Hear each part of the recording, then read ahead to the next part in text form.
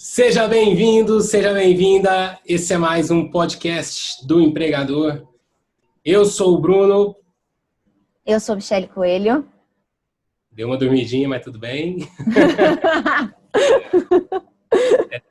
Hoje, mais uma vez, estamos aqui para falar com os empresários, empregadores domésticos. Hoje, nesse episódio em especial, nós vamos falar daquele caso que é o seguinte: a sua empresa cresceu, você está precisando contratar um líder, um gerente, né? Um chefe ali para a sua equipe. E agora, né? E agora, como fazer?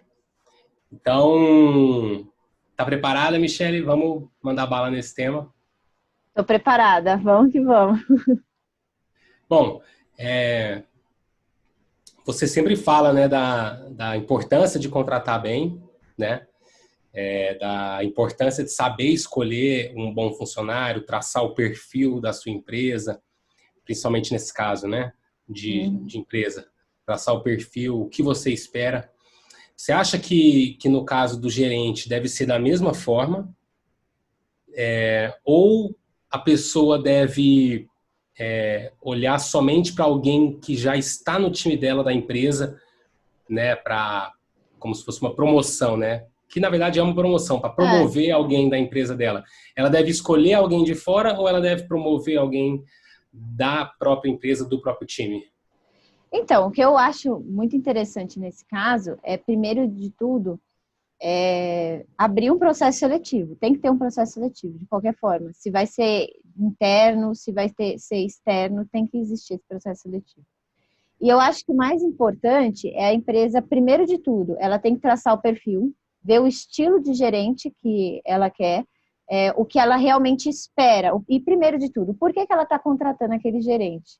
O que ela espera daquele gerente? E isso, assim, o que eu mais indico é que pega realmente papel e caneta e escreve, porque na hora que está fazendo o processo seletivo, para não perder algumas características nesse meio do caminho. Porque quando está anotado, a pessoa já consulta, né, lembra, vê a pessoa que foi lá, fez o processo seletivo, e se ela cumpre aqueles determinados requisitos.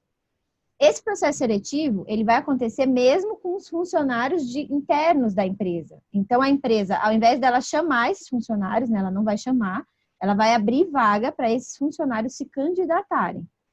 E ela vai, nesse mesmo processo seletivo, tirando tanto os candidatos internos quanto os externos.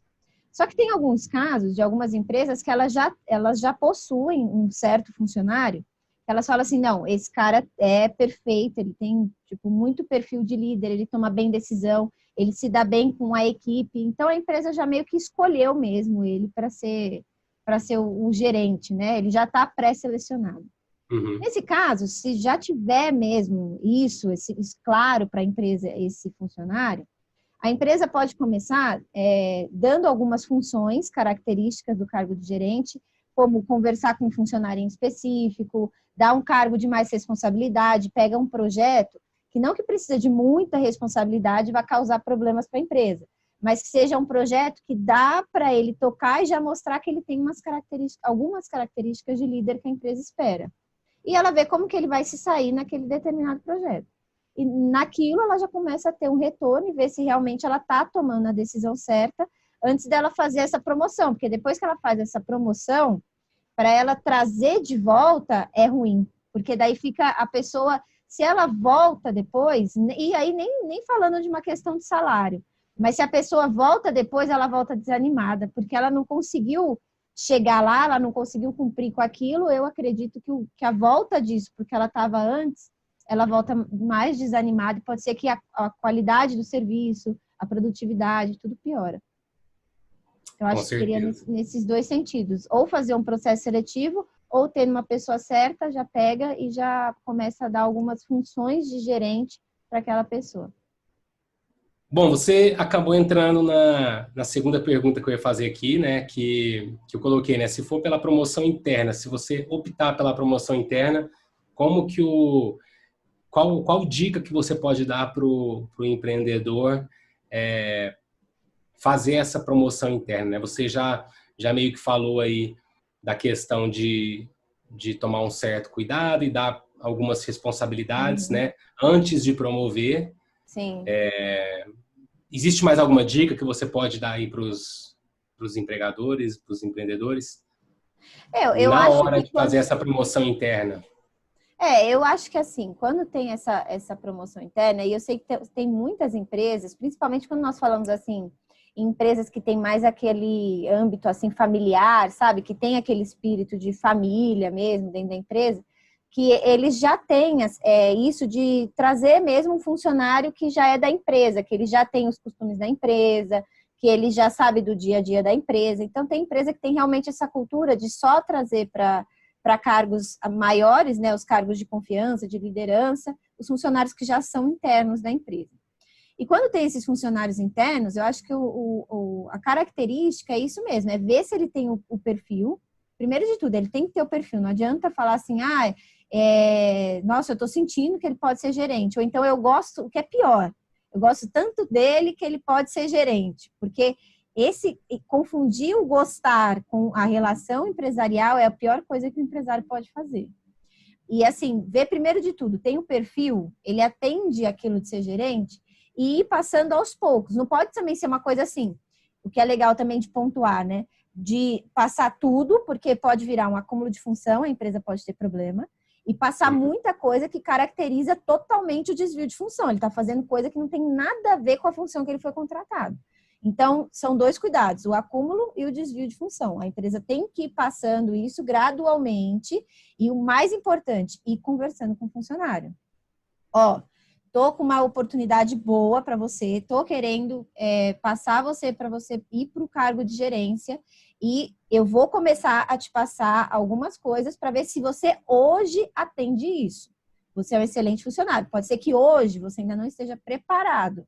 Aí a empresa também pode preparar, pagar curso, pagar treinamento, não tem problema nenhum. A empresa pode preparar aquele funcionário. A partir do momento que identificou, porque às vezes ela quer promover naquele determinado momento, mas naquele determinado momento ele não está pronto. Então, ela pode fazer essa preparação. Mas o que eu acho importante é verificar isso, passar aos poucos e tomar esses cuidados, para não ficar algo que acumule a função, faça o desvio de função e que ele entenda também o que está acontecendo, porque do nada ele vai começar a tocar projeto e falar com o funcionário. Então, tem que ser uma comunicação bem clara, que é uma coisa que eu bato muito nessa tecla, a comunicação clara, porque eu vejo é o que mais peca hoje, tanto a empresa, tanto o empregado, é da falta de comunicação. Eles não se falam, né? É verdade. E assim, você fala muito sobre perfil, né? Ter o perfil, traçar o perfil do gerente. Existe um perfil para ser o gerente, uma coisa assim que seja padrão? Ou cada empregador sabe o que espera e o perfil é baseado nisso que cada empregador espera? Ou seja, para cada empregador o gerente tem um perfil diferente. Eu acho que existem os dois tipos. Eu acho que existe um perfil central, porque o gerente, ele precisa, sendo um líder, né, daquela empresa, ele precisa ser influente, então a voz dele precisa ser escutada, né, ouvida dentro daquela equipe, então ele precisa ser influente. As pessoas precisam fazer o que ele faz e comprar a verdade dele, então ele precisa ser realmente influente. E ele precisa tomar decisão com segurança, porque imagina uma pessoa completamente insegura ficar num cargo de gerente que ela fica assim, então eu acho, não, ela tem que passar a segurança para aquela equipe, porque senão não adianta. Então, eu acho que esse é um perfil padrão, que é aquelas coisas que nós vemos assim em livro, a gente lê muito em artigo, em vídeo. O líder tem que ser isso, o líder tem que ser isso. É aquele bem padrãozão que a gente escuta, tem que ser seguro, tem que ser influente, é o padrão. Só que, em contrapartida, a empresa também precisa ter o que ela precisa, porque um gerente da área de vendas, ele é de um jeito. O gerente da área de recursos humanos, ele é de outro jeito. O gerente da área de comercial, que fica lá no chão de fábrica, ele precisa, inclusive, ter outra linguagem e outro acesso àqueles funcionários, que são funcionários que têm uma cultura completamente diferente do que o funcionário que tem a cultura lá do recursos humanos ou que tem a cultura da venda. Então, dependendo da área, ele precisa ter uma linguagem. E por isso que eu falo que as empresas, elas precisam traçar o perfil de acordo com o que elas precisam. Porque, inclusive, se for, por exemplo, um gerente de vendas, ele, além de todo esse perfil, ele precisa estar alinhado com o produto. Ele precisa conhecer mais o produto que a empresa vende do que ele mesmo, digamos. Porque ele precisa estar muito alinhado para ele comunicar isso com os vendedores dele. Então, eu acho que a empresa ela precisa olhar, além do beabá que nós estamos acostumados, daquela coisa de livro e tal, que o líder precisa ser isso, isso e isso, olhar o que realmente eles precisam e qual o tipo de gerente que eles estão contratando. Se é de venda, se é de produção, se é um gerente que, sei lá, vai cuidar da área de relacionamento interno apenas. Então, acho que é mais nessa linha, assim, que vai separando. E por isso que é legal aquela situação de anotar direitinho e observar o dia a dia, né? É legal, por exemplo, antes de contratar, pode pegar uma semana antes, andar pela empresa, observar o dia a dia e ir anotando, olha, isso aqui tá faltando, isso aqui tá faltando, isso aqui tá faltando. Porque daí vai agregar, né, na empresa. Sim. Não, legal, legal. Muito interessante. Eu acho que aí trouxe várias dicas aí para quem está ouvindo a gente, para quem está vendo esse vídeo. Foi top. Bom, e aí esses dias você colocou no seu Instagram, e a gente estava até conversando aqui em off sobre isso, que teve uma decisão, né? Foi no mês passado, Foi de uma empresa que foi condenada a pagar dano moral para um empregado por causa de um gerente que tratava ele mal, né? Uhum. O que você achou disso aí? O que você pode compartilhar com os empregadores que estão nos vendo agora e que, enfim, eles vão pegar as ideias para não deixar que isso aconteça nas empresas deles, né?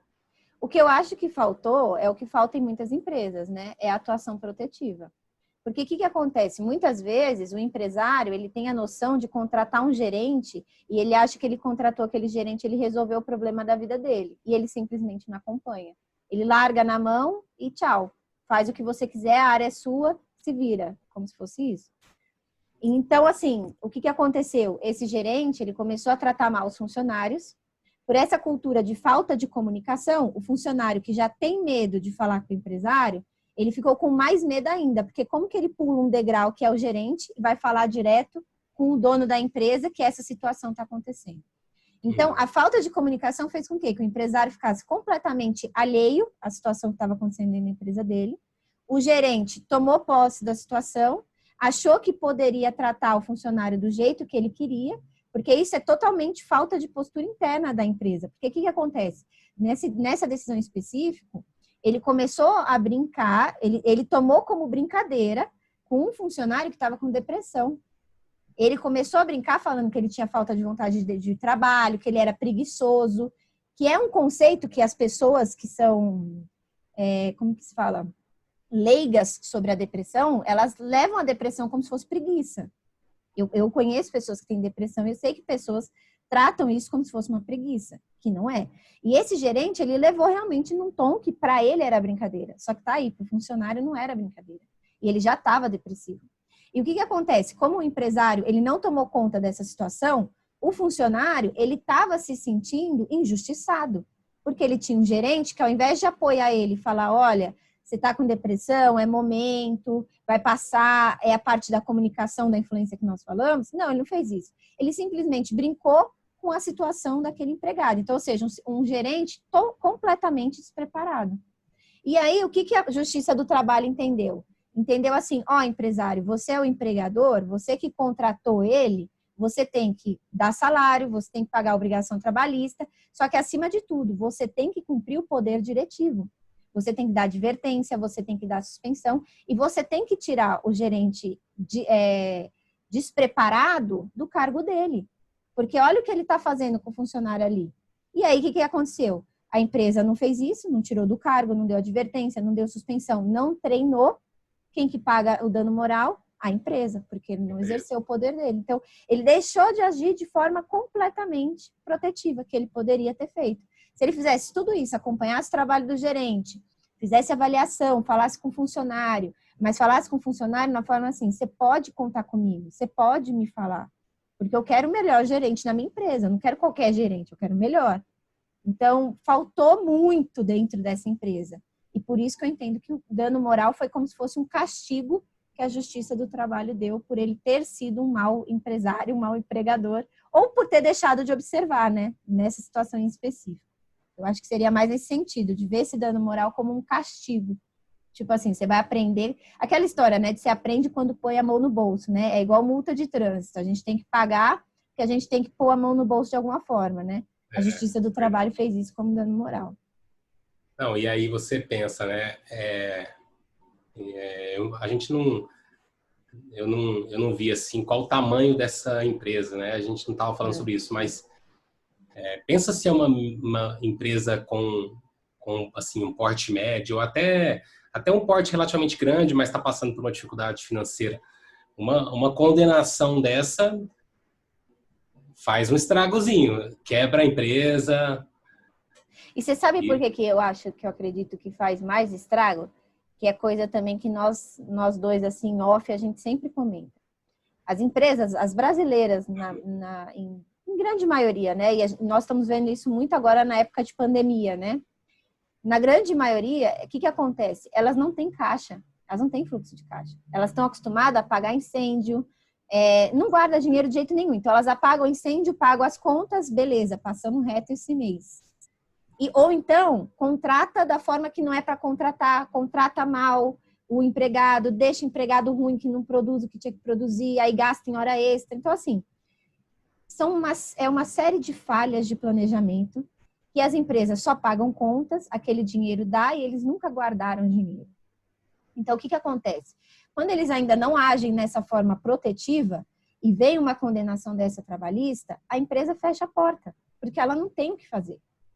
E ainda na pandemia, teve incentivo do governo, teve incentivo de banco, teve muitos incentivos para as empresas hoje continuarem de porta aberta. Senão a grande maioria tinha fechado. Inclusive, se eu não me engano, eu acho que foi até uma pesquisa que você compartilhou comigo, que nós discutimos em off, do IBGE, não foi? Falando sobre isso, que muita empresa fechou.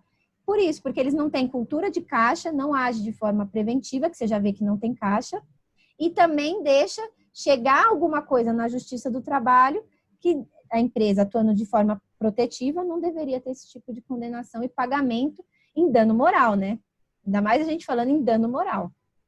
Então, eu acho que já é muito isso de cultura também, né? De tanto de protetivo, tanto de contratar de qualquer jeito, porque acha que só existe o contrato individual de trabalho, esquece que tem 1000 formas de contratar, e tanto também de não agir, de forma protetiva, né? Não guarda dinheiro e deixar isso acabando. E aí fecha a porta, né? Porque trabalhista é verbo alimentar, né? Depois, se quiser recomeçar a vida, até o salário está penhorando, então...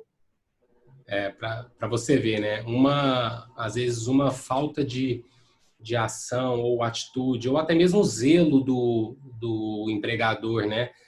Porque ele não precisa ficar ali o dia inteiro, né? Fiscalizando os funcionários dele, principalmente quem tem um certo poder dentro da própria empresa dele. Mas é um momento ali por semana, ou às vezes por dia, por mês que seja, que ele dá uma olhada, ou então colocar uma caixinha de sugestão, uma caixinha de ideias dentro da própria empresa, né? Que você fala muito. Ele poderia ter pego essas atitudes, né? E enfim, prevenido para não deixar chegar nesse ponto, num ponto que, assim, muitas vezes, dependendo do valor da condenação, pode acabar com o sonho daquele empreendedor, né? Então... e a caixinha de sugestão, ela é tão legal porque dá para o empregado agir de forma anônima, né? Ele não precisa se identificar, ele só precisa contar que aquilo lá está acontecendo. E aí o próprio empresário faz a investigação ali dentro da empresa. Exato. Uma situação assim, faltou esse empregador consumir um pouquinho de Michele Coelho, hein? Esse aí, certeza que não está inscrito no canal no YouTube, também não está no Instagram e no TikTok. Faltou esse empregador ver os seus vídeos um pouquinho. Bom, para a gente finalizar aqui, então, uma última pergunta, né? Que esses tempos atrás, acho que foi na semana passada, você postou um vídeo no TikTok falando sobre contratação de gerente, né? Uhum. E aí o vídeo Bombom. bombou.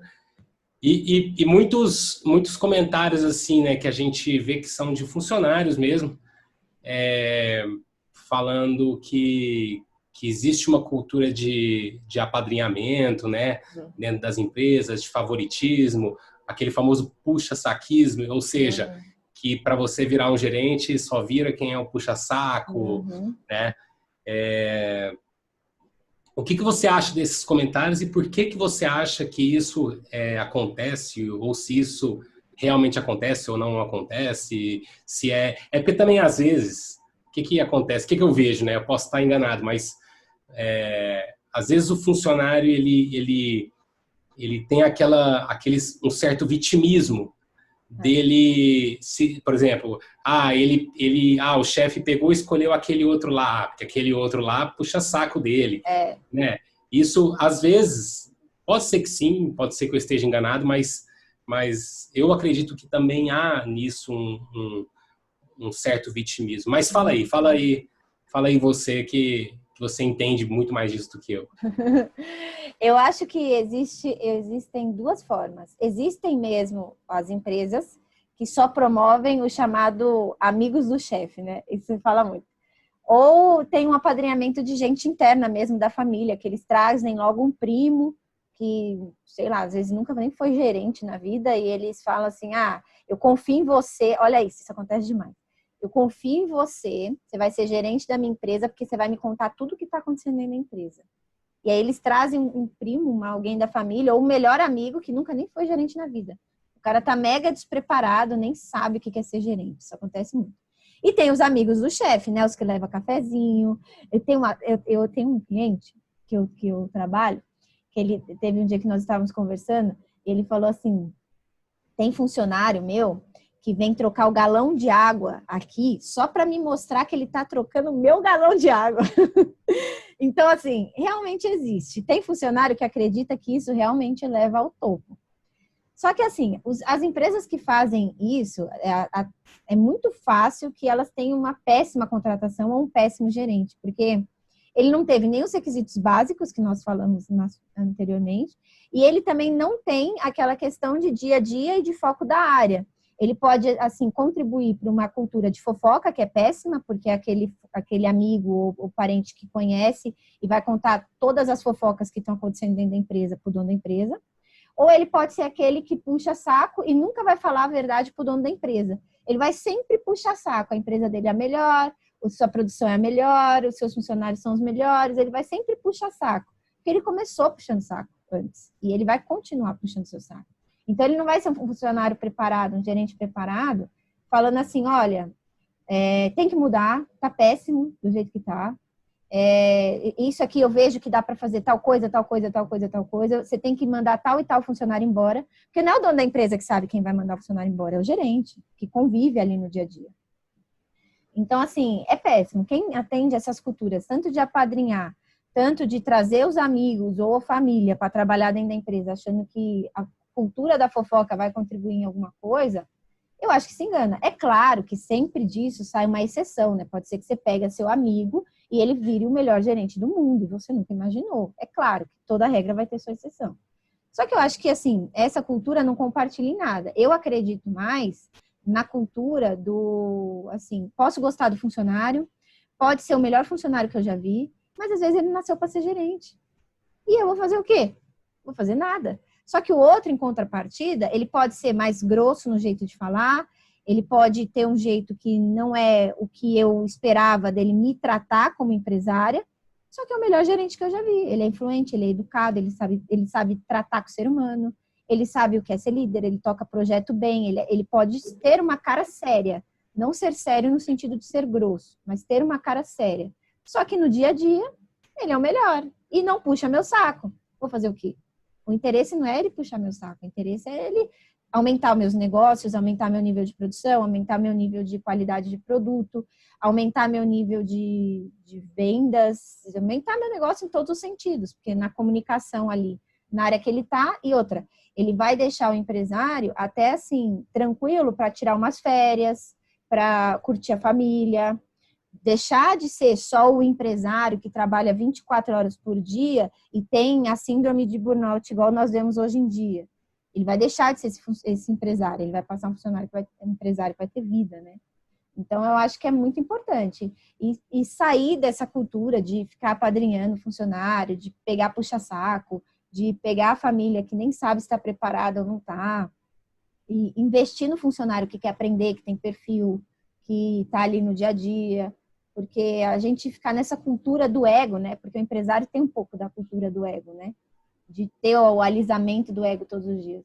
Isso aí só tende a não contribuir com a empresa. Ser bem pior. Com certeza, com certeza. Assim, eu vejo assim, por exemplo, existe uma linha ali, uma linha entre ser um puxa-saco e ter um bom relacionamento com o empresário, com o empregador, né? Porque eu acho fundamental e aí vai até para os empregados que estão ouvindo a gente sabe que tem muito, funcionários, né? Pessoas que muitas vezes, elas internamente ali, elas já são empregadoras, já são empreendedoras, só que elas muitas vezes estão trabalhando numa outra empresa, ainda não tiveram a chance delas, a oportunidade delas para sair daquela empresa, né, e ir atrás do sonho dela, de empreender e tudo mais. Enfim, eu acho que tem... naquela fase de modelar também o negócio, né? Isso, mas existe uma linha ali entre ser um puxa-saco e tratar bem, mas porque eu acho assim, né? Tirando aqueles empresários que, igual você falou, que cultivam essa cultura do puxa-saquismo, que eu acho péssimo, eu odeio. Quando alguém vem puxar meu saco, eu odeio. Mas, enfim, tirando essa parte dos empregadores, eu acho que, por exemplo, se o empregador tiver uma vaga de gerente ali, e aí ele tem 2 funcionários que têm aquele perfil da vaga, que ele sabe que seriam excelentes gerentes. Ele vai escolher aquele que tem um bom relacionamento com ele, que tem um melhor relacionamento com ele, né? E isso para o outro pode ser visto como puxa-saco, para o outro funcionário que às vezes ficou sem a vaga, mas que na verdade não é um puxa-saco, é porque o cara ele se dá bem com o chefe dele, né, ele tem ali um ótimo ambiente de trabalho, enfim. Eu acho que existe essa linha, né? Sim. Que precisa ser olhado com um certo cuidado e não generalizar tudo como puxa-saquismo. Eu concordo completamente. Eu acho que tem realmente essa linha, porque tem pessoas que elas prezam pelo bom relacionamento, né? E pelo bom relacionamento de estar próximo lá do chefe, e também aquelas pessoas que estão modelando o negócio, elas realmente querem ficar perto do chefe porque elas querem ver como ele pensa, como ele age, como que ele toma uma decisão, como que ele conversa com outras pessoas. Eles querem pegar os amigos dele, querem ser amigos também dos amigos daquele chefe, porque eles estão completamente modelando, eles têm interesse em ser empresário, eles estão ali aprendendo como que vive o negócio. E tem também aqueles que querem realmente ter um bom relacionamento por ter um bom relacionamento, porque prezam isso. Eu acho que, assim, o puxa-saquismo, ele vai na hora que você vê que está forçando a barra, que é, por exemplo, a hora que o funcionário vai trocar água para mostrar para o chefe que está trocando a água dele, entendeu? Eu acho que daí você vê que tem digamos assim, tem uma barra aqui, não ultrapassa. Você tem um bom relacionamento comigo, mas a partir da hora que você empurrar essa trava, eu já estou vendo que você está forçando. Tá vendo essa barra aqui? Não força. Não força, Tá vendo? Ela tá bem na sua frente, só não empurra. Você fica até aqui. Porque eu acho que daí você começa a ver que a pessoa ela tá agindo com integridade e realmente ela tem a vontade de estar próxima, né? Ela não tem a vontade de puxar saco. E aí o empresário mesmo vai sentir, né? A gente sabe quando a pessoa tá puxando o saco e quando, na verdade, ela quer um bom relacionamento. E no dia a dia, assim, nós pegamos, não tem... A gente sente, né? Não tem como. Uou. Então, esse foi mais um podcast do Empregador. Se você gostou, se você está nos vendo pelo YouTube, deixa seu like, curte aqui o canal da Michele Coelho. Se você está nos ouvindo pelas plataformas de streaming, compartilha esse podcast, se inscreve nas plataformas. no Apple Podcast, Spotify. Michele, quer deixar um recadinho final aí para o pessoal? Quero falar que, ó, todo mundo presta atenção, contrata bem, melhora os resultados da empresa, tá super ligado, por mais que hoje possa ser que você tenha uma empresa pequena e isso possa parecer surreal para você, mas assim, desde o seu primeiro funcionário, se você contratar bem, depois você não tem que ficar refazendo, mandando gente embora, aquela loucura que os empresários vivem hoje. Então, se você, desde o primeiro funcionário, você presta atenção nisso, você tem muita chance de mudar completamente e não sofrer o que os outros empresários sofrem na Justiça do Trabalho. E eu acho também legal nós falarmos que o pessoal que está vendo no YouTube, deixar o comentário aqui, se tiver alguma dúvida, qualquer coisa que queira, né, comentar com a gente. E é isso. Fechou. Até o próximo podcast do Empregador. Semana que vem tem mais. Estamos de volta toda semana. Aqui nesse mesmo canal, aqui nessa mesma plataforma de streaming. Um abraço. Fui! Tchau, tchau.